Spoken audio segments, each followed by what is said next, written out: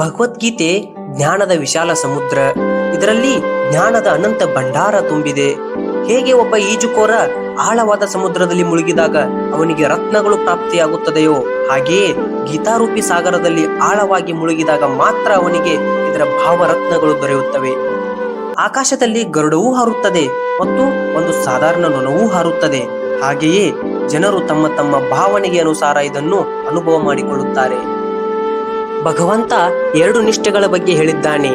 ಜ್ಞಾನ ನಿಷ್ಠೆ ಅಂದರೆ ಸಾಂಖ್ಯಯೋಗ, ಯೋಗ ನಿಷ್ಠೆ ಅಂದರೆ ಕರ್ಮಯೋಗ. ಜ್ಞಾನ ನಿಷ್ಠೆ ಅಂದರೆ ಯಾವ ರೀತಿ?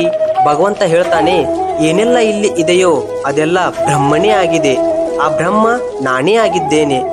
ಏನೆಲ್ಲ ಇಲ್ಲಿ ದೃಶ್ಯ ಕಂಡು ಬರುತ್ತದೆಯೋ ಅದೊಂದು ಮಾಯೆಯಾಗಿದೆ, ವಾಸ್ತವದಲ್ಲಿ ಇದು ಒಂದು ನಿತ್ಯ ಚೇತನದ ಆತ್ಮವಿದ್ದಂತೆ.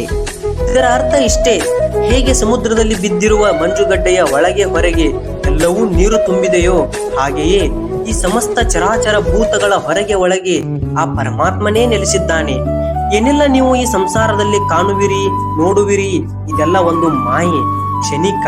ಇದನ್ನೆಲ್ಲ ನಾಶ ಮಾಡಬಹುದು ಎಂದು ಅರಿಯಬೇಕೆಂದು ಆ ಪರಮಾತ್ಮ ಹೇಳಿದ್ದಾನೆ.